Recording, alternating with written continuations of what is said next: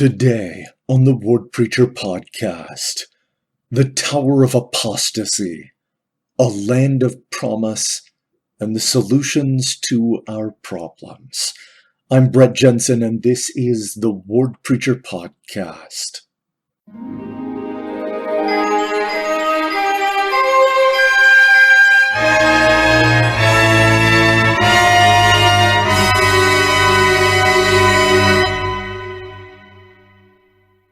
All right, today we are digging into the Book of Ether, chapters 1 through 5. Moroni is the one who is giving us the abridgment that we find in this book toward the end of the Book of Mormon. And so even though it is chronologically before the majority of the Book of Mormon, it is almost at the end where we start to read it. And it starts with a reference to, there's a big genealogy that's given from Ether, who's a descendant of this big line of kings that ultimately goes back to Jared and his brother that lived in the land of Shinar. This is the land of Babylon.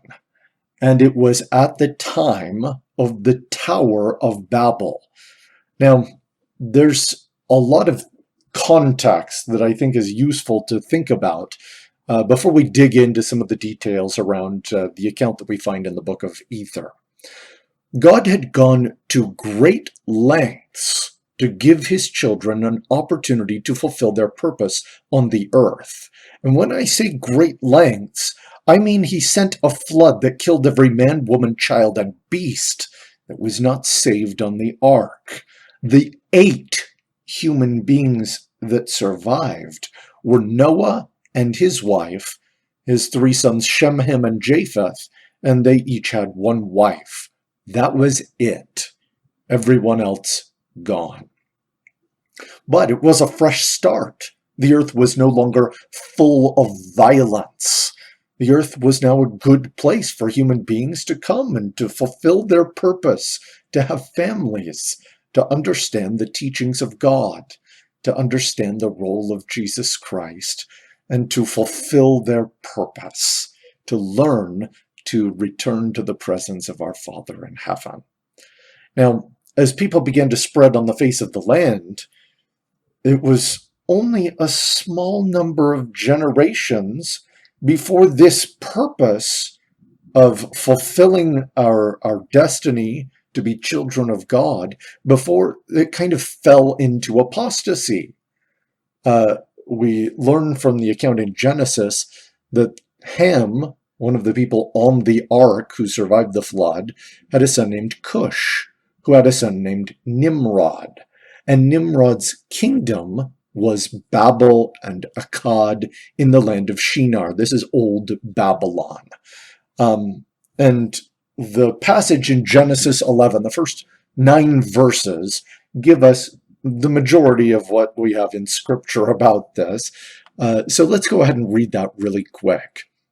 And the whole earth was of one language and of one speech. And it came to pass as they journeyed from the east that they found a plain in the land of Shinar, and they dwelt there. And they said one to another, Go to, let us make brick and burn them thoroughly. And they had brick for stone, and slime had they for mortar. And they said, Go to, let us build a city and a tower, whose top may reach unto heaven. And let us make us a name, lest we be scattered abroad upon the face of the whole earth. And the Lord came down to see the city and the tower, which the children of men builded. And the Lord said, Behold, the people is one, and they have all one language. And this they begin to do, and now nothing will be restrained from them, which they have imagined to do. Go to, let us go down and there confound their language, that they may not understand one another's speech. So the Lord scattered them abroad from thence upon the face of all the earth, and they left off to build the city. Therefore is the name of it called Babel, because the Lord did there confound the language of all the earth, and from thence did the Lord scatter them abroad upon the face of all the earth. All right, so that's pretty much all we have. This account is obviously incomplete. There was a lot more going on that is not written in Genesis. And I think as Moses was writing this, he made some assumptions that you already kind of knew a little of the context. Maybe not. Maybe it's been lost for other reasons. But just in case, let's just point out a couple of things which hopefully are obvious. Like, God was not worried about the construction of a tower. You're allowed to build structures. That was not why God was worried about this. God was also not worried that the people might reach heaven. No, in fact, that's why he sent prophets. That's why he had given the flood, so that he could reset things, so that they could be in a position where they could return to be with him. That was not the concern. There was something about the influence that was held by Babylon that he was concerned about, something that could be solved by the confounding of languages and encouraging the spreading of nations in different areas to different places. The Book of Mormon confirms this. Here is a passage in Ether, chapter 1, starting in verse 33.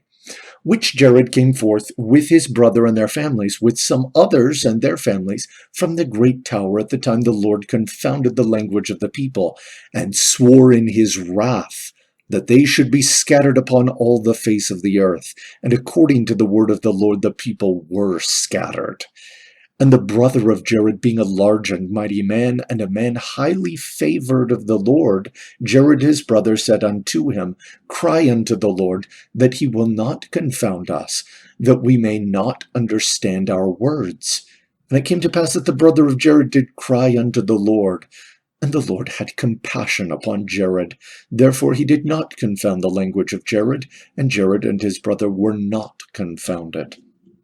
Then Jared said unto his brother, Cry again unto the Lord, and it may be that he will turn away his anger from them who are our friends, that he confound not their language. And it came to pass that the brother of Jared did cry unto the Lord, and the Lord had compassion upon their friends and their families also, that they were not confounded. So, after reading that passage from Ether, we have a couple of important details that we get from the scriptures directly.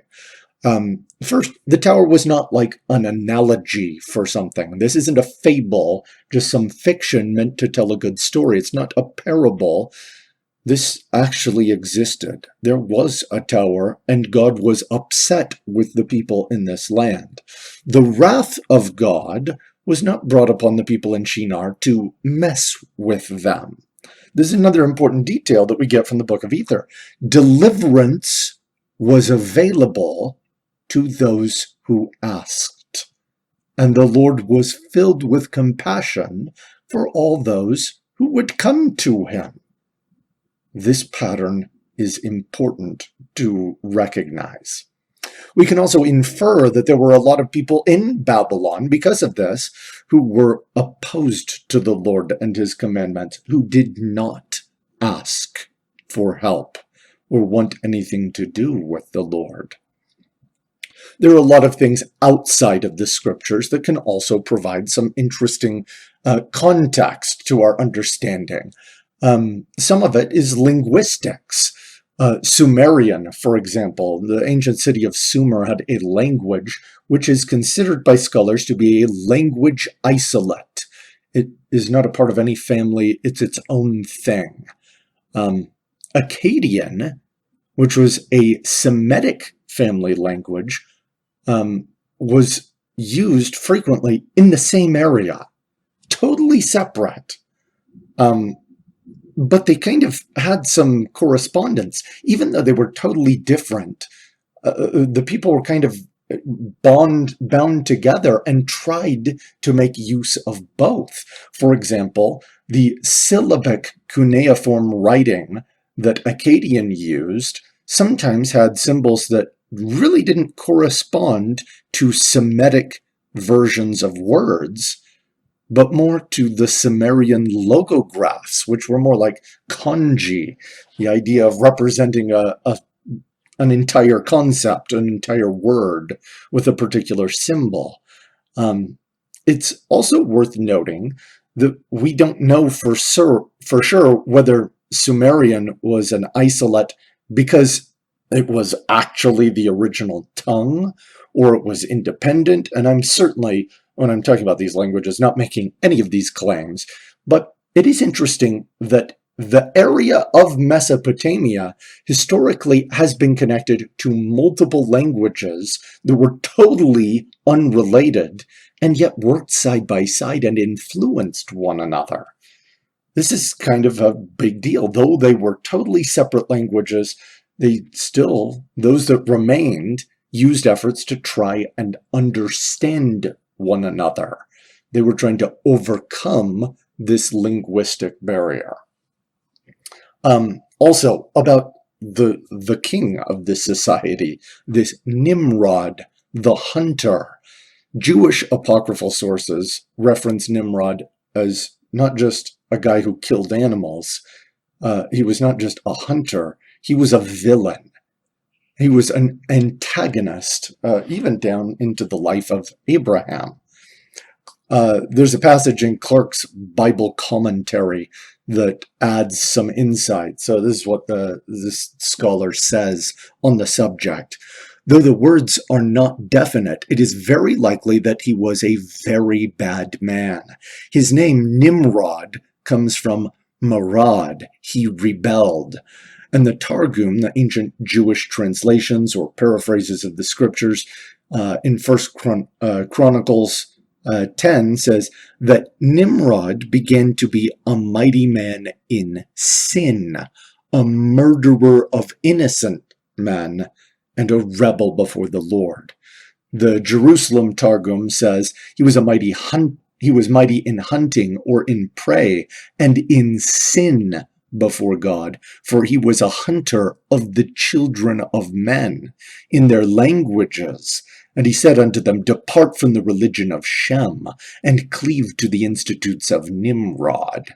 The Targum of Jonathan ben Uziel says, from the foundation of the world, none ever was found like Nimrod, powerful in hunting and in rebellions against the Lord.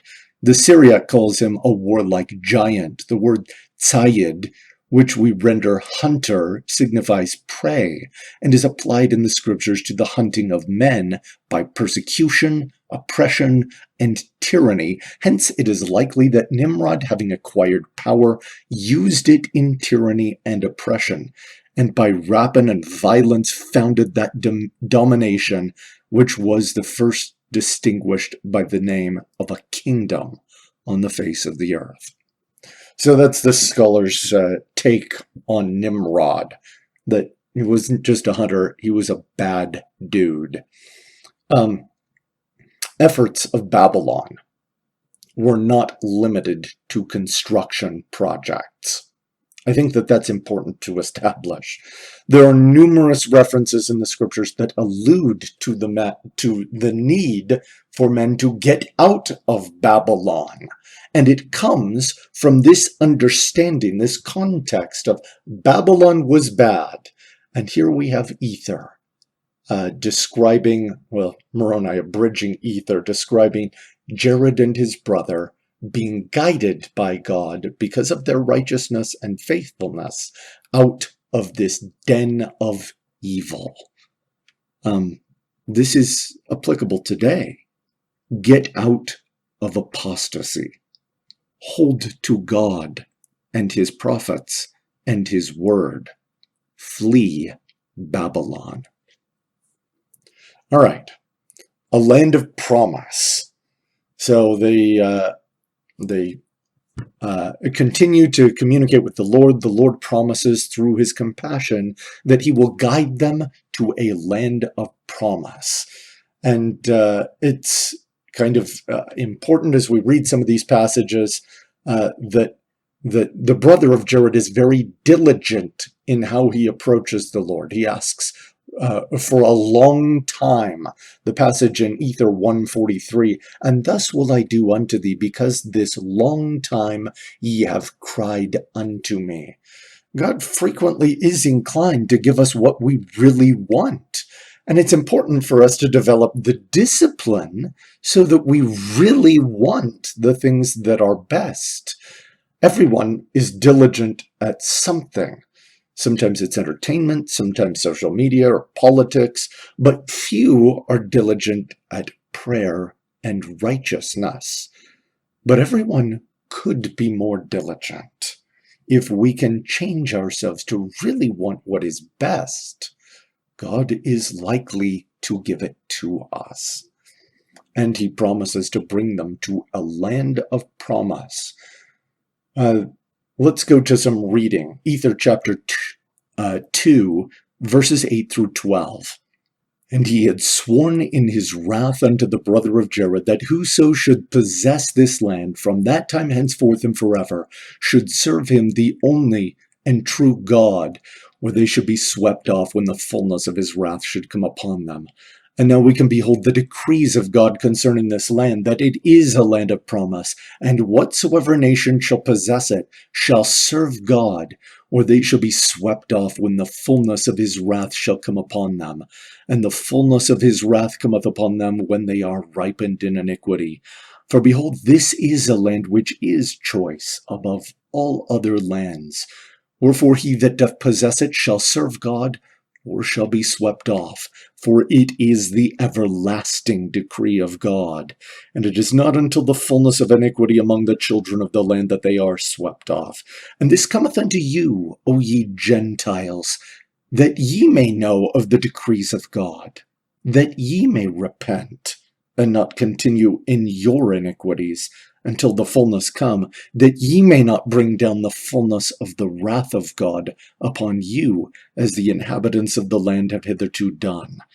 Behold, this is a choice land, and whatsoever nation shall possess it shall be free from bondage and from captivity and from all other nations under heaven, if they will but serve the God of the land, who is Jesus Christ, who hath been manifested by the things which we have written.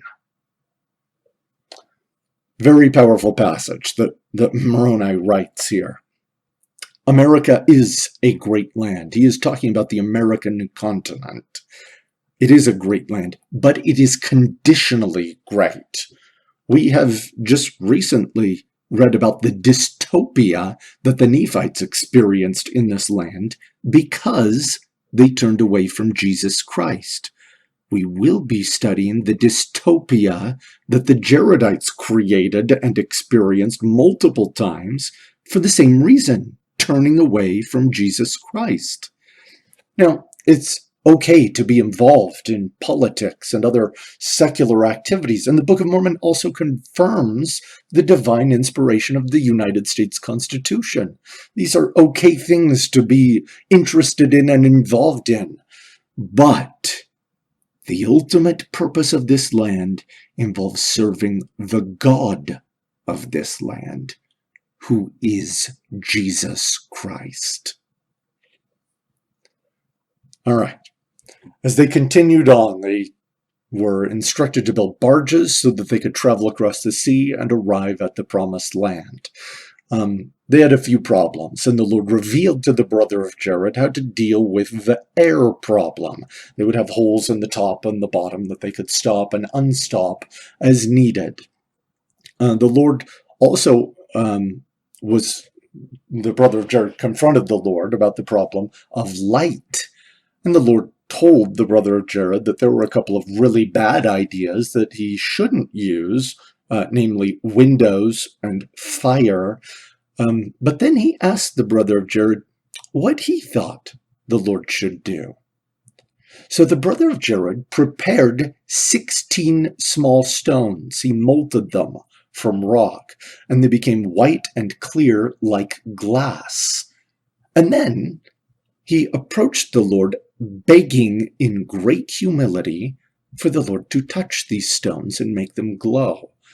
Now, even though the brother of Jared had cried to the Lord and received answers and mercy on behalf of himself and his family and his friends, he didn't approach the Lord as a friend or a homie or a pal or a chum.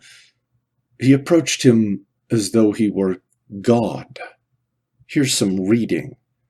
O Lord, thou hast said that we must be encompassed about by floods. Now behold, O Lord, and do not be angry with thy servant because of his weakness before thee.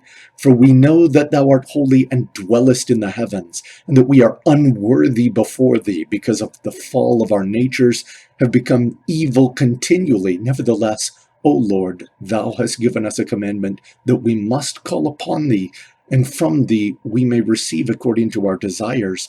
Behold, O Lord, thou hast smitten us because of our iniquity, and hast driven us forth, and for these many years we have been in the wilderness. Nevertheless, thou hast been merciful unto us. O Lord, look upon me in pity, and turn away thine anger from this thy people, and suffer not that they shall go forth across this raging deep in darkness. But behold, these things which I have molten out of the rock. And now, O Lord, thou hast all power, and can do whatsoever thou wilt for the benefit of man. Therefore, touch these stones, O Lord, with thy finger, and prepare them that they may shine forth in darkness.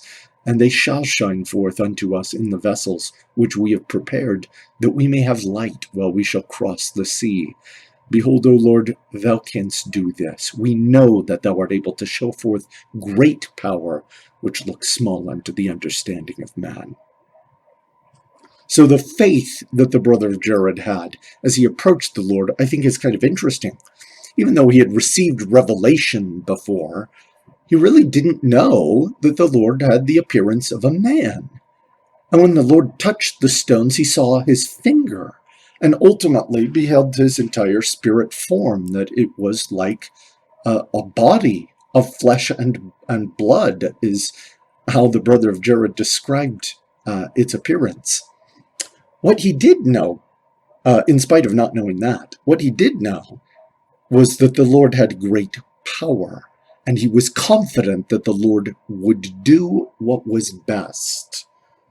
And I think that that's an important lesson, that you don't have to know everything before you can exercise great faith. If you have sufficient humility and diligence and faith, the Lord can work miracles in your life. Now, of course, in the end, of course, you should learn all that you can, but you will be required to act before you have all knowledge. And the leap of faith will help you to solve many of your problems. Now, of course, you should be a good citizen and understand the role of government in your nation, but know that this land is bound under promises more than 100 times the age of this nation. It is a promised land, and its God is Jesus Christ. Now, of course, you should seek secular improvement in your life, whether this is building new structures, creating new art, obtaining new education, skills, training. It can be incredibly helpful to do all of these things, but it is never worth exchanging your faith and testimony to achieve worldly success. That is Babylon, and towers of apostasy never last. We appreciate all the support for the Word Preacher podcast. Next week we will be looking at Ether chapters 6 through 11, the path of Achish, the son of Kimnor.